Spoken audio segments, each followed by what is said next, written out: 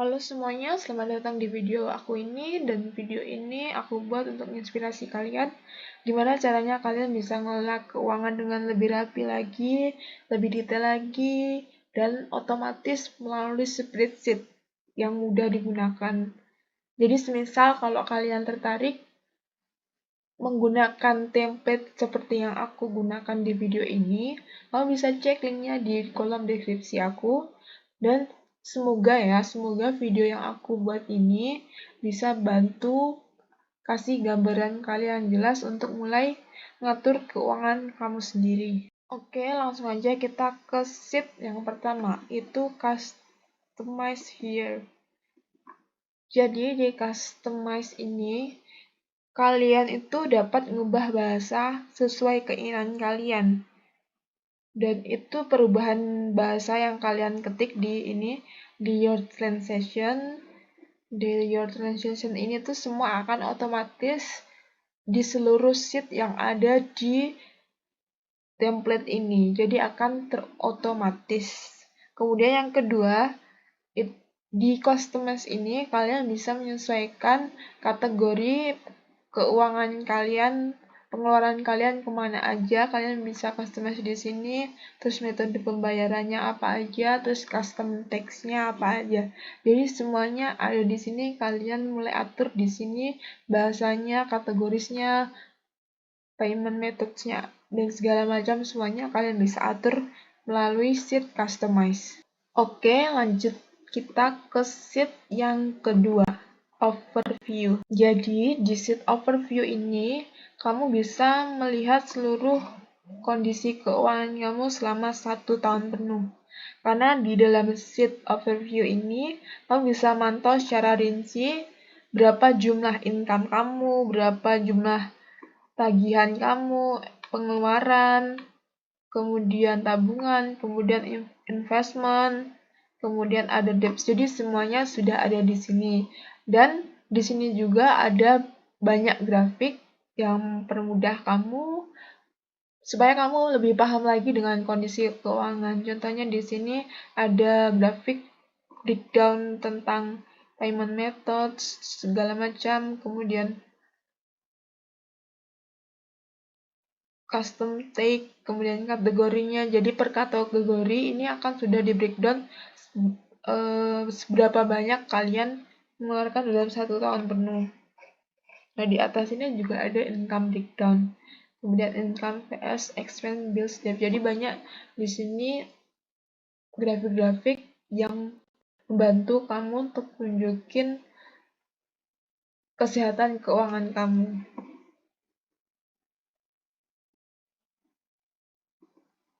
Oke, kita akan lanjut ke sheet yang ketiga, Smart Calendar. Jadi di sini di Smart Calendar ini ada 3 hal yang bisa kalian lihat di sini. Yang pertama itu income, yang kedua debts, yang ketiga itu bills. Jadi di kalender Smart Calendar ini hanya 3 hal yang kalian bisa lihat untuk mengingatkan kalian kapan kalian mendapatkan income dan kapan kalian harus membayar pinjaman dan kapan kalian harus membayar tagihan. Jadi hanya 3 hal itu. Di Smart Calendar ini, kalian juga bisa mengatur bulan dan tahun sesuai yang kalian inginkan. Contoh, kalian ingin mencari di bulan Januari. Nah, di sini akan menyesuaikan bulan dan tahun yang kalian pilih. Nah, karena di 2026 belum dibikin, makanya kosong. Tapi kalau ini menyesuaikan tanggal di 2025, makanya itu akan menyesuaikan. Dan setiap bulan akan menyesuaikan apa yang kalian pilih. Dan di kalender ini, kalian bisa juga mengatur hari kalian mulai, bisa hari Minggu atau Senin. Jadi kalian bisa memilih sesuai yang kalian inginkan. Nah, selanjutnya kita langsung ke template monthly budget. Di template ini, hal pertama yang kalian harus cek itu adalah bulannya. Jadi teman-teman kalau semisal bulannya belum sesuai, atau mungkin kalian ingin menyesuaikan bulan yang kalian inginkan, kalian bisa pilih bulan yang diinginkan di sini. Nah, jadi bulan jika dipilih sesuai yang kalian inginkan, maka terotomatis akan mengubah semua yang ada di sheet. Begitu juga dengan tahun, jika kalian ubah maka semuanya akan terubah. Nah, di bawahnya bulan ini ada mata uang. Di mata uang ini teman-teman bisa mengubah sesuai yang teman-teman poinkan. Misal ini dolar. Jadi ketika dolar teman-teman masukkan ke kolom ini, maka semua otomatis akan berubah menjadi dolar. Jadi kalau ini dimasukkan ke rupiah, maka semua ini akan berubah menjadi rupiah. Jadi mata uang ini teman-teman harus sesuaikan dengan apa yang teman-teman inginkan. Kemudian di bawah ini ada kolom atau table cash flow summary. Jadi di bawah ini kalian bisa melihat berapa income, bills, expense, saving, investment, debt selama 1 bulan.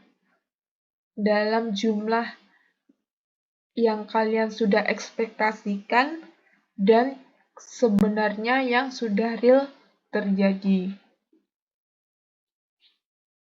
Di bawah cash flow summary ini ada juga jumlah uang yang harusnya kalian masih bisa alokasikan. Jadi kalau teman-teman ini contoh 1.600.000 kan. 1.600.000 ini artinya kalian bisa alokasikan ke budget yang lain. Tapi kalau ini semisal minus 1.600.000, berarti budget kalian lebih besar daripada income yang kalian rencanakan. Jadi itu tidak baik. Sama juga aktual, jadi ini ketika warna hijau, berarti ini masih ada dana yang kalian bisa alokasikan. Tetapi kalau merah, berarti itu tandanya kalian minus. Nah, ada juga satu lagi yang harus kalian ingatkan, yang harus kalian ingat di spreadsheet ini, kalau warna abu-abu berarti ini spreadsheet-nya atau tabelnya sheet ini tidak bisa kalian ubah karena di dalamnya ada rumus-rumus. Tapi di warna yang putih ini itu teman-teman bisa ubah atau sesuaikan yang kalian inginkan dengan kebutuhan teman-teman.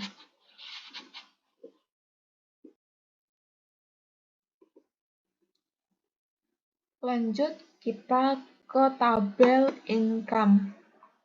Jadi income ini ada 2 tabel. Yang pertama itu ada tabel income. Yang kedua ada income transaction. Jadi kalau tabel income ini mencatat jumlah sumber pendapatan kalian. Dan kalau income transaction itu mencatat secara detail kapan kalian menerima income kalian, dan itu akan dijumlahkan di income secara inti. Jadi teman-teman di source ini, di sumber income kalian bisa masukkan contoh part-time ya.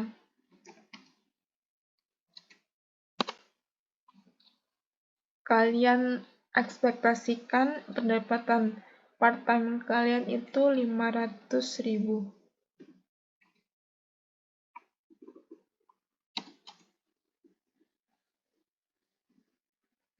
Nah, di kolom income transaction ini otomatis akan muncul part-time. Tapi semisal teman-teman, semisal tadi kan belum dimasukkan di sini. Tapi kalian langsung masukkan di sini side hustle.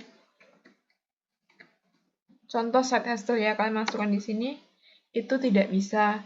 Karena apa yang kalian masukkan di sini itu otomatis akan menjadi pilihan di sini. Jadi, ketika kalian harus masukkan di income transaction, hal yang harus kalian lakukan adalah memasukkan ekspektasi pendapatan kalian di tabel income ini. Jadi, semisal part-time di toko kue ya, kita masukkan deskripsinya toko kue. Sebesar 400.000 di tanggal 31. Jadi ini tanggal akan otomatis muncul dan itu akan muncul di smart calendar yang di awal yang sudah saya jelaskan. 400.000. Maka di sini akan 400.000. Contoh ya, kita mau nambah pendapatan, misal kita dapat pendapatan lagi nih di jualan. Contoh di jualan. Ini kan awalnya 750 ya. Kita masuk ke jualan buku ya, semisal 500.000 di tanggal 31. Nah, semisal tadi kan 750 tambah 500 berarti 1.200. Ini jumlah dari yang di sini. Jadi harus sesuai dengan apa yang di jumlah di sini dengan yang di income transaction itu harus sama. Lanjut kita ke savings. Jadi di tabungan ini teman-teman itu sederhana banget ya. Jadi kalian tinggal masukin kalian mau semisal nabung untuk apa. Untuk holiday ya. Holiday target kalian semisal 500.000. Kalian tinggal masukin berapa sebenarnya tabungan kalian, misal 900.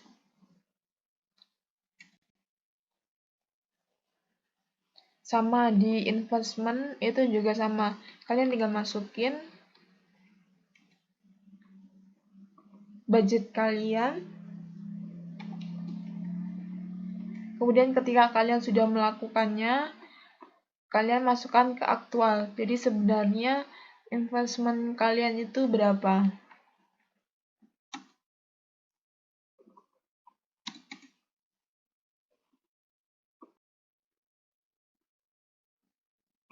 Lanjut kita ke tabel debts atau pinjaman.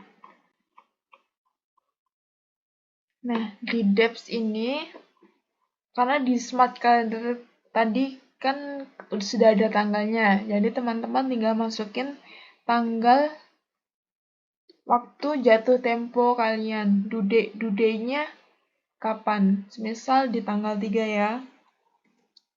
Semisal pinjaman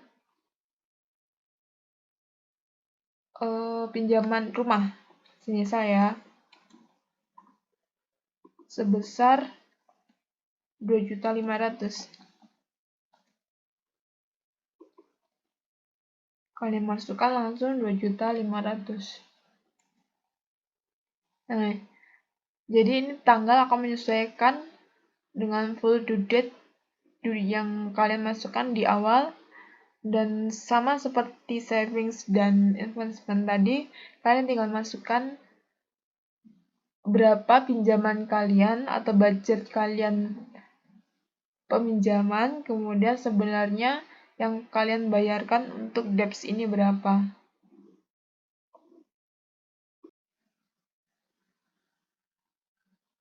Lanjut kita ke tabel bills. Di tabel bills ini ada kolom text box yang ketika kalian sudah bayar, kalian bisa centang di sini. Tapi kita masukkan dulu, semisal contoh tagihan kalian atau langganan kalian. Contoh di tanggal 23, teman-teman ikut kelas atau gym lah, istilah gym ya, gym aja ya, gym. Kita masukkan ini ke langganan, kemudian kategorinya karena gym kesehatan, kita masukkan kesehatan. Contoh di angka kalian anggarkan itu 200.000 ya.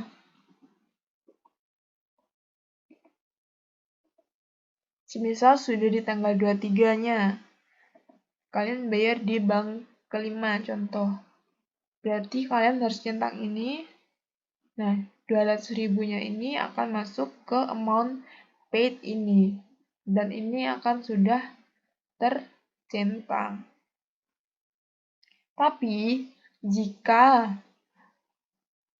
apa yang sudah kalian anggarkan di amount due ini melebihi dari apa yang kita targetkan, masukkan di sini. Semisal ini kan 200.000 kan. 200.000, ternyata pembayarannya 250. Jadi kita masukkan 250. Kita centang.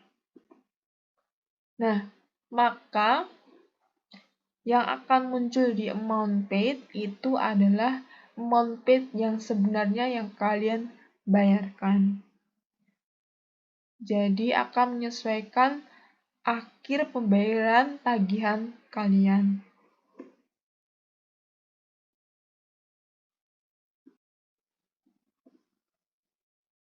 Lanjut kita ke tabel expense. Di tabel expense ini sama metodenya kayak yang income tadi.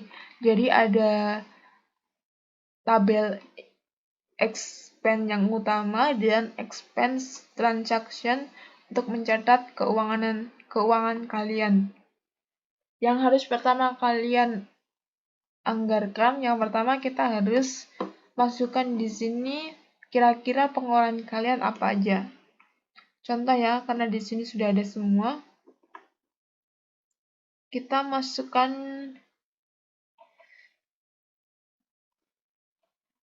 semisal skill investment. Oke, kalian targetkan di sini 500.000. Kalian masukkan 500.000. Nah, di expense transaction ini kalian masukkan tanggal, semisal di tanggal 8. Kalian tinggal pilih skill investment, misal kursus bahasa Inggris.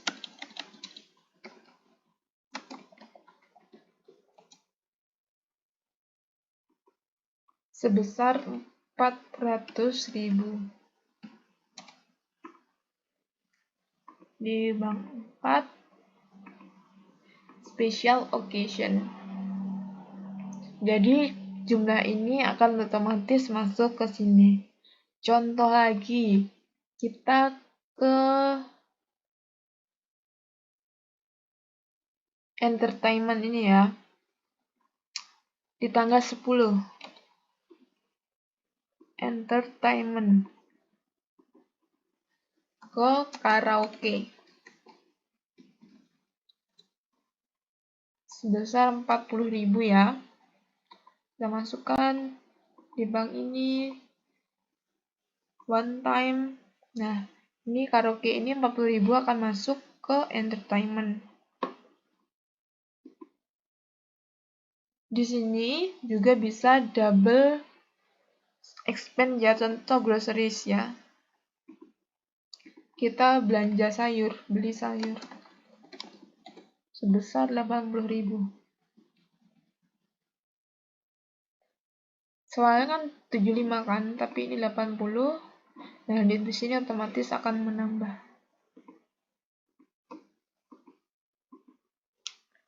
Oke.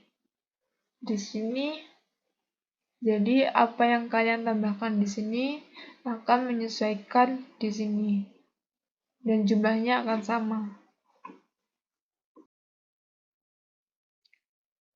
Dan selain pencatatan pengeluaran kalian selama 1 bulan, di sini di template ini juga ada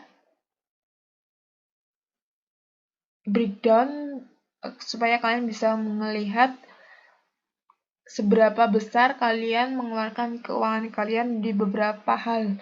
Contoh semisal ya, ini yang paling besar di personal care di 500.000. Jadi kan kalian bisa lihat banyaknya kalian di mana nih, atau sedikitnya kalian di mana nih.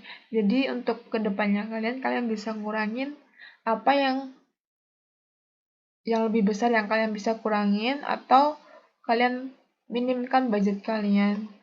Di sini ada breakdown by kategori, kemudian custom take, kemudian payment method. Jadi di semua ini sudah merangkum semua pengeluaran kalian yang sudah di breakdown satu persatu.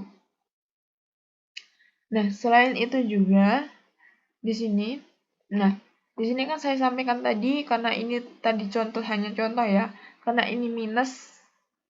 Nah, jika ini minus, berarti budget kalian tidak sesuai dengan pendapatan kalian. Jadi ini harus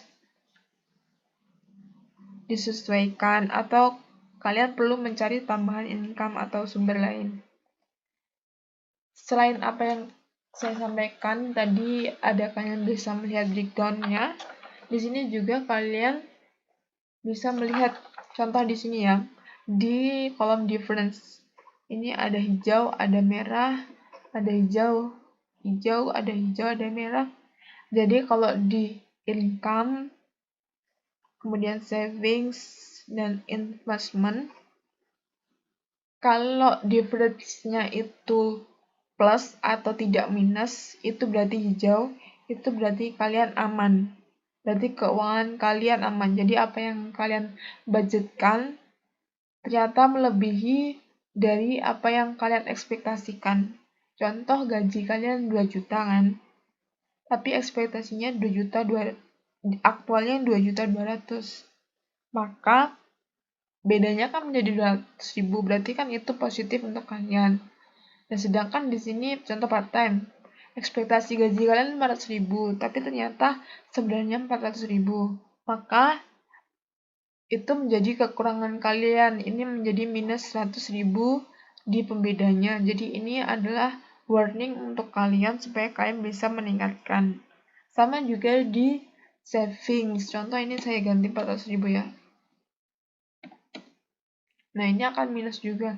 Jadi kalau di savings, income, dan investment, jika hijau itu berarti bagus, tapi jika merah itu berarti minus dan tidak bagus untuk keuangan kalian. Tapi beda dengan debts, bills, dan expense. Jadi kalau bills, debts, expense itu kalau apa yang kalian anggarkan itu lebih kecil dari pembayaran kalian sebenarnya itu lebih besar, maka itu sebenarnya kekurangan kalian, karena itu akan mengganggu keuangan kalian, karena itu di luar budget yang kita sudah tentukan. Nah, selain itu, di fitur ini juga ada ketika awal kalian mengatur keuangan, ada checkbox budget. Nah, ini kalian centang, ini akan muncul warna seperti ini. Ini adalah kolom-kolom yang kalian harus budgeting, harus atur budget kalian seberapa. Contoh ini income, ekspektasi gaji kalian berapa, budget kalian di savings, di investment, debts, kemudian di bills, kemudian di pengeluaran, itu kalian sudah harus atur. Dan di sini juga ada checkbox actual amounts. Di sini juga ada supaya kalian bisa mudah menemukan apa aja yang kalian harus atur jika kalian sudah melakukan pembayaran. Di sini.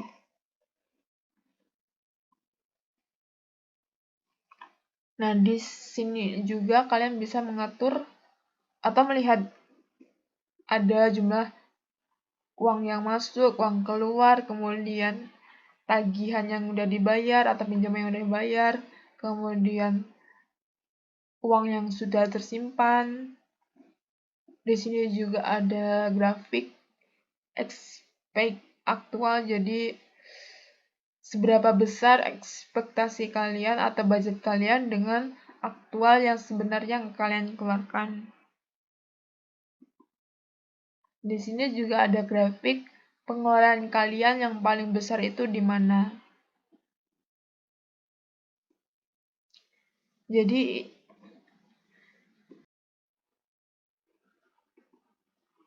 ini semua adalah fitur-fitur monthly budget yang sudah aku susun untuk kalian supaya kalian lebih mengatur keuangan kalian itu lebih rapi, lebih terstruktur, lebih otomatis.